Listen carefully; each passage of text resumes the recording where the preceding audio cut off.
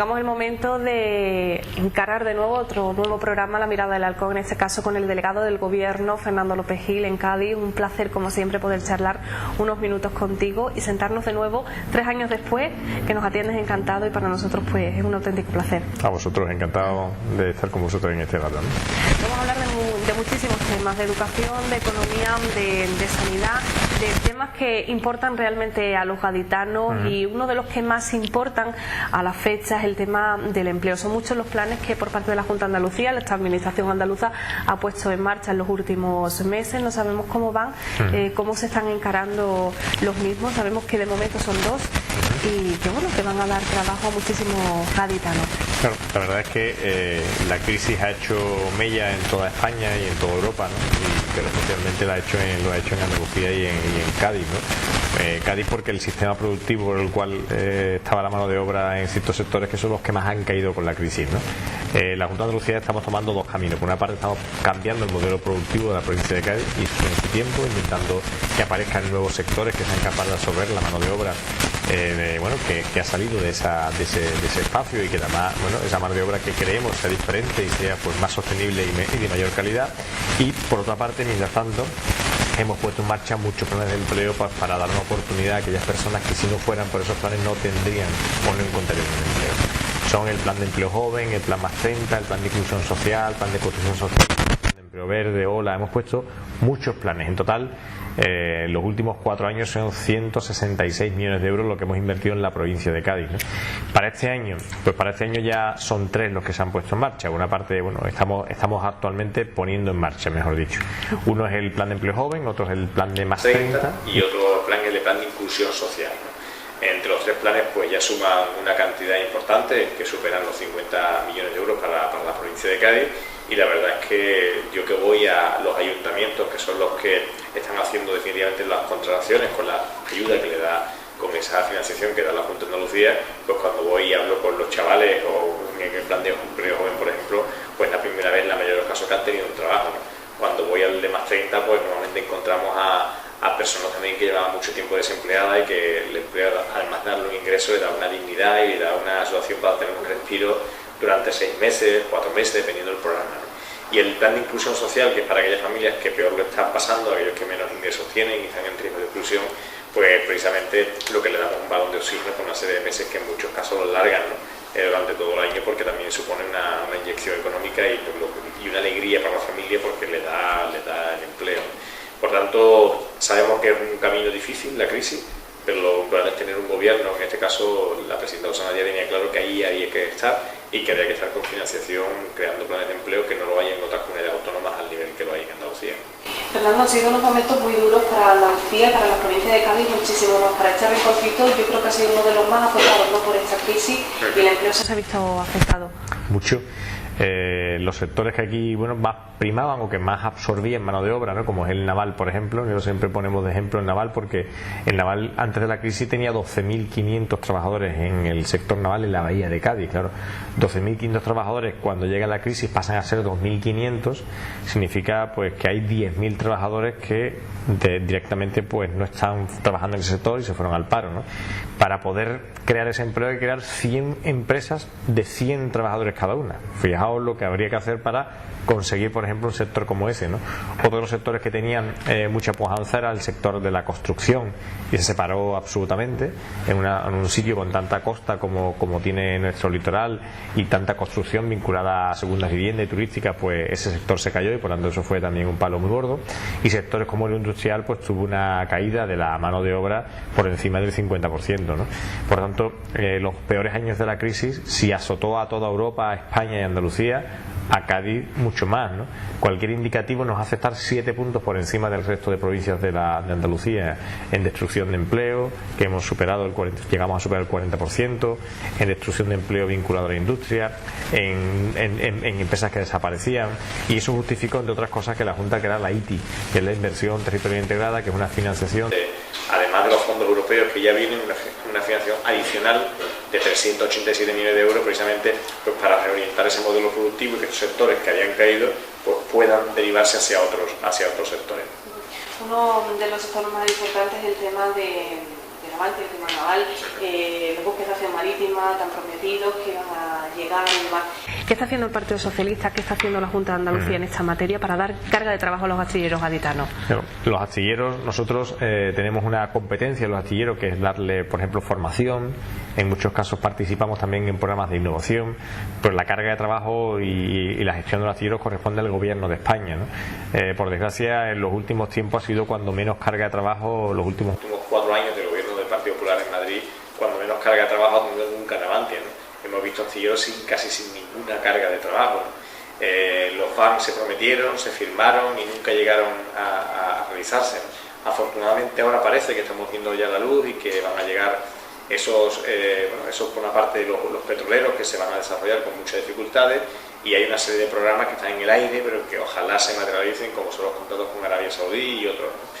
Eso es lo que la bahía más necesita. El mejor plan de empleo para la bahía son que los astilleros tengan carga de trabajo, porque hay mucha mano de obra directa y después mucha mano de obra indirecta, ¿no? De empresas auxiliares que, como decía antes, aumentar de 2.500 a 12.500 son 10.000 trabajadores, que son como si de momento aparecieran 100 empresas de 100 trabajadores cada una. O sea, sería una cosa impresionante, ¿no? Por lo tanto, ese es el gran reto para la bahía, y nosotros, ayer estuvo la presidenta recibiendo al Comité de Empresas de San Fernando, precisamente para empujar al Gobierno de España y haciendo gestiones internas para que la carga de Arabia Saudí venga a esta bahía y genere empleo en ese ámbito.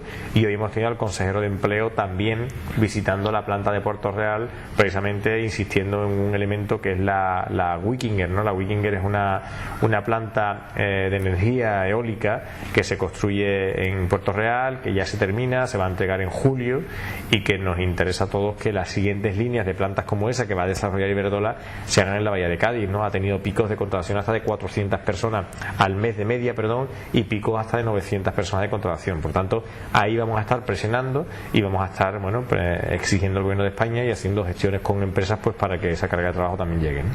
El empleo es una de las prioridades del Partido Socialista, en este caso de la delegación del Gobierno también, que le compete. Vamos a hablar también de educación, ¿no? Es otra de las materias que más interesan a los ciudadanos, a los gaditanos. Son muchos los frentes abiertos en esta materia. ¿Qué podemos decir de la educación a nivel gaditano? Ahora queremos hablar también del tema de los colegios con amianto, ese tema tan convulso que está conmocionando algunas localidades de la provincia. Pero ¿qué podemos hablar en términos generales de la educación, que es el paso siguiente a encontrar un buen empleo, ¿no? O poder encontrar una salida laboral? Bueno, en Andalucía tenemos una educación que está reconocida a nivel internacional por una de las mejores, en educación pública hablo, ¿no? De las mejores, ¿no? Porque es verdad que es una educación igualitaria, donde existen resortes que permiten que exista una educación en igualdad de condiciones independientemente de donde uno viva y independientemente de uno de los recursos que uno tenga, ¿no? Tenemos unos magníficos profesionales en la educación y por tanto estamos muy orgullosos, ¿no? Existen muchas ayudas que tenemos en Andalucía en materia de becas o de comedores o actividades extraescolares que no existen en otras comunidades y que nos aportan una situación diferente, ¿no?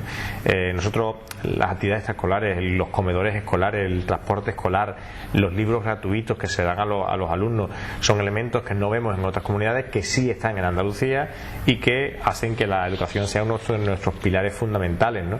Por tanto, nosotros sabemos que los magníficos profesionales que son los profesores públicos que tenemos en Andalucía son un emblema para la Junta de Andalucía y para Andalucía, son el mejor baluarte para el cambio que esta comunidad necesita en materia económica, de generar buenos profesionales del futuro, y por tanto creemos que estamos muy satisfechos, siempre mejorable evidentemente, pero muy satisfechos con la enseñanza, en este caso de Andalucía.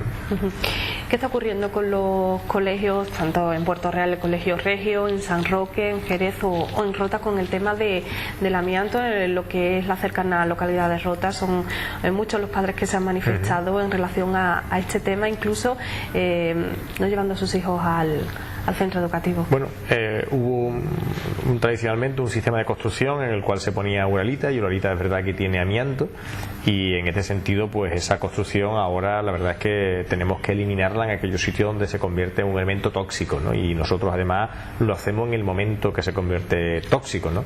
Pero no siempre es tóxica, es decir, amianto hay, otra cosa es que ese amianto sea tóxico para las personas o para los niños, ¿no?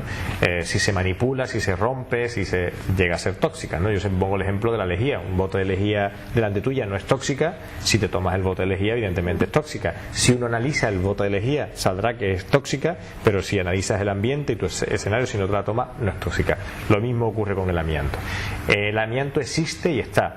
Y allí donde se detecta y hacemos análisis de contaminación en el aire, que es lo que nos dice la normativa, por amianto, inmediatamente se sustituyen y se cambian.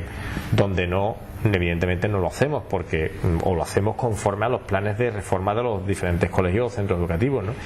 Muchísimos edificios públicos y privados a día los que estamos tienen amianto en el techo. Eso no significa que sea dañino para la salud si no se manipula, si no se rompe, y por tanto colegios como el Colegio de Puerto Real, que actualmente está muy en los medios y hablándose mucho de él, los padres están haciendo también huelga de no llevar a los niños al colegio. Es verdad que el techo se ha roto en un pequeño cuarto donde se almacenaban elementos para el huerto, y ahí el techo se va a cambiar, es una pequeña reforma y se va a cambiar absolutamente y se va a eliminar, porque al romperse el amianto pues ya es contaminante. En el resto de todo el colegio se han hecho análisis a través del personal de salud pública de la Junta de Andalucía y todos han sido negativos. O sea, Fernando, ¿y eso lo conocen los padres? Se lo hemos explicado, pero hay padres que son más duros en sus reivindicaciones, pero nosotros, por mucha dureza que tengan los padres, no vamos a atender a situaciones en las cuales no sean lógicas. Nosotros actuamos conforme nos dice salud pública, y el dinero que la Junta de Andalucía tiene para educación lo destinamos allí donde hace falta construir nuevas aulas, reformar un colegio, mejorar los cuartos de baño, y esa es nuestra inversión. Hacer un comedor público, si en un centro el techo está bien, simplemente porque tenga uralita, aun si no es contaminante, en los análisis que nosotros hacemos no se puede cambiar, porque tenemos otras necesidades para la educación mucho más oportunas, y porque habría que cambiar no solamente los centros de educación, sino media provincia de Cádiz, que en su momento se construyeron casi todos con ese tipo de construcción. Los análisis son negativos, y donde hay un informe positivo siempre se cambia inmediatamente, porque es una obligación y además una convicción nuestra. Hay padres que nos piden: tienen ustedes que hacer análisis en sólido, llaman ellos. Análisis en sólido es analizar la uralita. Cualquier uralita que se analice siempre dará positivo, porque tiene amianto al bote de la lejía. Si analiza uno el bote de la lejía, siempre da positivo, pero si no te la bebes, pues no hay ningún peligro, ¿no? En este sentido, los techos uralitas, si no están deteriorados, si no están rotos, si no están desprendiéndose, si no se manipulan, no son peligrosos, y por tanto hacemos estrictamente cumplimiento de salud pública. Hemos mandado al jefe de salud pública de la provincia de Cádiz a que se reúna con los padres, le ha explicado esto, pero los padres a veces que no quieren escuchar, porque entiendo que tienen miedo, en este caso por sus hijos. Pero bueno, nuestra obligación es atender a lo que nos dicen los técnicos, a los análisis, y eso es lo que nosotros hacemos, y en ningún caso comprender a nadie, que no tenemos intención de engañarle con una cosa como esa, ¿no? Cuando se juega con la salud, y en este caso niños, la de los más pequeños. Existen especulaciones en torno al Colegio de Puerto Real, donde vaticinan que de cara al próximo año serán realojados en otros colegios de la zona, del Colegio Regio. Apuntan a que algunos de esos niños tendrán que acudir al colegio por la tarde en vez de por la mañana, porque no hay sitio material para congregar a tanto pequeño. ¿Eso es cierto? Por nuestra parte, no tenemos ninguna voluntad que eso sea así, ¿no? Nosotros queremos mantener ese centro abierto, porque es un buen centro, porque funciona bien, y porque en nuestra planificación no está ni mucho menos el cambio integral del techo del colegio a corto plazo, al menos que, vuelvo a decirlo, un informe técnico nos dijera que tiene que ser así. ¿El colegio requiere una reforma? Sí, y se ha metido, que es lo que hemos hecho, en planificación para su reforma, y lo vamos a reformar, porque el colegio requiere una reforma, porque tiene ya unos años y por tanto se mejorará, y se hará en el verano, como solemos hacerlo, cuando no esté dándose clase, pero no será en este verano, sino será posiblemente en el verano del año siguiente. En principio, la información que tengo yo a día de hoy, he hablado con el de la educación, es normalidad, apertura del sistema el año que viene en las mismas condiciones, y por tanto simplemente arreglar, eso sí, el techo que se ha roto, que el ayuntamiento dijo que lo iba a hacer él y después ha dicho que ya no lo hace, y por tanto lo haremos la Junta de Andalucía desde nuestras competencias, y invertiremos y arreglaremos el techo, que está mal, que voy a decirlo, que era una zona de almacenamiento de utillajes de un huerto, que tampoco era un elemento donde estuviesen los niños dando clases, ¿no? Vamos a algo un poquito más positivo, si le parece, Fernando. Vamos a hablar de la formación profesional FP. Sabemos que por parte de la Junta de Andalucía se está apostando por la formación profesional.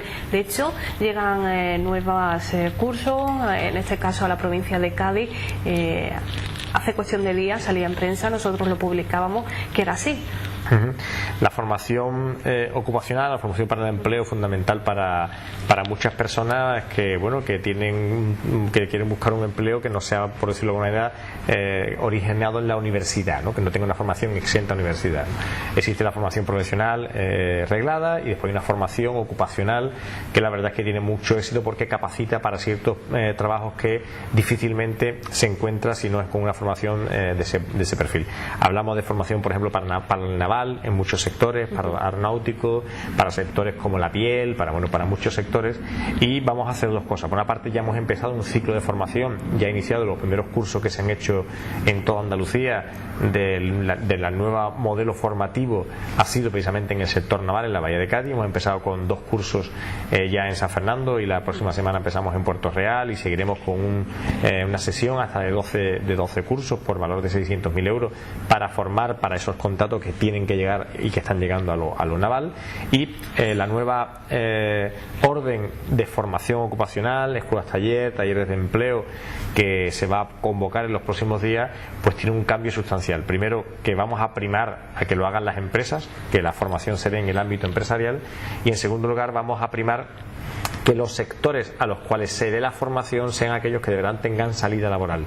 Es decir, durante muchos años hemos encontrado demanda laboral de personas no formadas que no existía en el mercado para sectores específicos, en el ámbito naval, en el ámbito aeronáutico y en otros muchos, y teníamos muchísima formación para sectores que estaban sobredotados de personal o que el mercado no reclamaba, de jardinería, de carpintería, varios ejemplos donde eran uno detrás de otro y no casaba la oferta con la demanda. Le hemos pedido a los ayuntamientos y las empresas, que son los que van a dar la formación, que sea conforme a esa mano de obra, a esa demanda de mano de obra, y por tanto la orden que vamos a publicar ya va a incluir que sea precisamente para esos sectores, y los sectores que no tengan salida laboral, pues evidentemente formar por formar no será el objetivo. La formación es fundamental, vuelvo a insistir en ella, la formación para el empleo, y queremos apostar con un nuevo modelo, con nuevos centros donde concentremos espacios de formación vinculados a sectores productivos estratégicos en la provincia, y tenemos grandes esperanzas puestas porque hace falta mano de obra formada en ámbitos como la piel y otros muchos que estamos trabajando en ello, ¿no? Estamos rozando ya casi la temporada de verano, y queremos hablar de la sanidad pública en Andalucía, en la sanidad en lo que es el territorio gaditano. ¿Cómo se presenta? ¿Cuáles son las previsiones de cara a este verano en la provincia de Cádiz? Bueno, la provincia de Cádiz tiene una red de hospitales enorme, con 11 hospitales públicos. Yo siempre digo que en la provincia de Cádiz hay casi tantos hospitales como en algunas comunidades autónomas de este país, y porque hay una enorme dispersión poblacional, y porque después, cuando también llega el verano, pues hay zonas que tienen mucha afluencia de turistas. Por tanto, la planificación turística en la provincia, la planificación hospitalaria y atención sanitaria en la provincia de Cádiz, requiere un enorme conocimiento del análisis del tiempo, y conocimiento también de movilidad y análisis de cómo utilizar bien los recursos, ¿no? En este sentido, por una parte, lo que hacemos, los datos así lo demuestran, en verano la gente se pone menos enferma que en otra época del año. Así te ocurre también en fin de año, en otras épocas, y hay momentos en los cuales la gente va menos al médico o va menos a urgencia que en otros periodos, ¿no? Y sabemos que en verano, pues hasta un 40% menos se ocupan las camas las camas hospitalarias, se ocupan menos los espacios hospitalarios, porque la gente está en vacaciones, en otras cosas, y por tanto hay cosas que se atrasan porque la gente pues se pone menos enferma, o porque simplemente atrasa sus prioridades al ocio o a otros elementos, ¿no? Atrasa las operaciones, lo que fuera, ¿no? En este sentido, nosotros acompasamos ambas cosas, ¿no? Hay espacios en la provincia de Cádiz que reforzamos con médicos y con atención médica y atención clínica, donde reforzamos con ambulancias, con personal, porque el turismo que llega pues multiplica por mucho la población y por tanto tenemos que reforzarla, ¿no? En la zona de Tarifa, la zona de Vejer, la zona de Costa Noroeste, son zonas que se multiplican y donde ponemos un personal adicional, y otras zonas donde sabemos que baja absolutamente la demanda hospitalaria. Ahí donde baja, nosotros eso que se llama el cierre de camas, simplemente lo que hacemos es que sabemos que son camas que no se van a ocupar y dejamos siempre un margen. De cada 100 camas, si sabemos que se van a ocupar 50, pues dejamos 70 útiles para que haya siempre un margen, y 30 en este caso que las dejamos para ahorrarle dinero a las arcas públicas, las dejamos sin atender porque sabemos que en ningún caso se van a ocupar, siempre con un margen de posibles necesidades, ¿no? En cualquier caso, si hubiese una demanda mañana se ocupaban evidentemente y se llaman a los médicos y vienen, ¿no? Pero esa planificación sanitaria funciona muy bien, la hacen los técnicos de hace muchísimos años y se hace precisamente para darle pues vacaciones al personal médico que lo pueda coger y reforzar unas zonas y parar otras donde hay menos demanda de médicos en ese tiempo, ¿no? Contamos con grandes profesionales en todos los hospitales con los que cuenta la provincia gaditana, ¿no? ¿Qué valoración le merece como delegado? Increíble, la salud pública de Andalucía es una de las banderas de Europa, ¿eh? Nosotros hemos tenido empresas que se han instalado aquí en la provincia de Cádiz, recuerdo con un alto directivo de una de esas empresas que se instaló no hace mucho, que le preguntaba cuál era la primera elemento que le hizo situarse en la provincia, ¿no? Y él me decía que además de la situación de Cádiz, porque es una empresa de ámbito logístico y tal, me decía que por su alta calidad asistencial médica, que para él y para su familia era muy importante trasladarse aquí porque sabían que iban a tener la mejor atención médica posible de Europa. Y es verdad, los mejores reconocimientos y premios a la investigación y a la atención médica se producen a médicos de la salud pública en Andalucía. Y uno que está enfermo de verdad y cuando tiene algo grave, pues va a un hospital y bueno, al final, independientemente de los ingresos o de la cuenta bancaria que tenga, tiene el mismo tratamiento y la misma atención. En la cama de al lado habrá alguien con mucho dinero y en la cama de al lado habrá alguien con mucho menos recursos, ¿no? Pero en esas tres personas tienen el mismo tratamiento, que es el mejor posible y en las mismas condiciones, y eso nos iguala a todos y es muy importante. Y por lo tanto, para mí es una bandera siempre evidentemente mejorable, siempre intentamos mejorar y abrir nuevas instalaciones. Estamos terminando el hospital de la Línea, estamos trabajando para abrir el Chare de Vejer lo antes posible, estamos dotando el hospital de San Carlos para que cada día abra nuevas especialidades, y estamos abriendo una red de centros de atención primaria también importante. Así que la salud pública, pese a los recortes del gobierno de España, que siempre nos insiste en que recortamos ahí, nosotros seguimos haciendo porque sea la bandera de Andalucía y la bandera de la igualdad. Y Fernando, a colación de lo que decías del Hospital de San Carlos, esta misma mañana recibíamos pues una nota, una convocatoria del Partido Popular de San Fernando, donde aseguraba que el Hospital de San Carlos en ningún momento iba a ofrecer cobertura a los enfermos con fibromialgia para utilizar la cámara hiperbárica. No sé si tiene conocimiento del tema, si puede dar una explicación sobre ello, qué es lo que ocurre realmente. Bueno, en San Fernando, curiosamente, solo en San Fernando de toda Andalucía, los enfermos de fibromialgia tradicionalmente dicen que la cámara hiperbárica les produce un bienestar a su enfermedad. Sí. Ha sido motivado por el uso de esa cámara, pero no existe ningún estudio que avale científicamente eso que dice la Asociación de Enfermos de Fibromialgia, que ojalá fuera así, porque allí está la cámara, ¿no? Nosotros, evidentemente, yo no le digo a los médicos cómo tienen que tratar ninguna enfermedad, sino que los médicos tratan la enfermedad como entienden que tienen que tratarse, ¿no? Y por tanto, la cámara hiperbárica que está en Puerto Real, los médicos que atienden la fibromialgia no la aconsejan otros tratamientos. Si nos dijeran que quieren que se trate ahí, se utilizaría. Por tanto, no se utiliza porque los médicos dicen que no es el tratamiento que quieren para los enfermos de fibromialgia, sino que quieren darle otro tratamiento porque entienden que es el que han analizado y han investigado que es bueno para mejorar ese espacio. ¿Que a los enfermos les va bien? Mira, pues yo no lo sé, pero sinceramente yo le hago caso a los médicos en este sentido, y como comprenderán, nosotros no tenemos problemas en que se utilizara porque no hemos hecho cargo del hospital entero, y que se ponga la cámara en funcionamiento no tiene ningún problema. La cámara se utiliza para la gente que tiene problemas de depresión, para la gente que tiene que hace submarinismo y tiene problemas, pues se utiliza para quemaduras, para muchas cosas, ¿no? Pero en este caso si no se aconseja, pues no se aconseja, simplemente es una atención médica. A mí me sorprende que el Partido Popular sepa más de atención médica que los propios doctores en medicinas que tiene la salud pública. Me parece hasta una ofensa al personal médico de San Carlos, pero bueno. Son muchos temas los que queremos tratar con usted. Vamos a hablar, si le parece, y al hilo de que hablábamos de San Fernando, vamos a continuar el tema del tranvía como marcha. Tema que, sí, el tranvía, que está ahí muy polémico, sí, y que yo creo que en cada entrevista siempre terminamos hablando de él, y nos gustaría conocer un poquito más cómo marcha ese proyecto, porque queremos verle ya. Yo también estoy deseando, primero porque lo peleé mucho en su momento para que fuera una realidad, y porque se ha retrasado mucho, ¿no? Eso tendría que haber estado en funcionamiento hace ya 2 años y medio, por diferentes causas de la crisis, que retrasó la inversión, y por diferentes problemas de obra pues se retrasó. En cualquier caso, estamos ya en la recta final. Se ha terminado la obra civil en San Fernando Ontera, la conexión entre Chiclana y San Fernando también. La parte de Chiclana está prácticamente, bueno, el 99% está también finalizada. Los 2 apeaderos de Chiclana y de San Fernando también están hechos, y empezamos ahora, porque ya se adjudicó, las pruebas dinámicas del tranvía. Eso significa que es verdad que una vez pasó el tranvía, porque lo pusimos en pruebas porque era obligatorio, para ver cómo estaban todas las conexiones de vía, y ahora empezará a funcionar en los próximos meses, de aquí a septiembre, empezará el tranvía a funcionar en pruebas por San Fernando y Chiclana.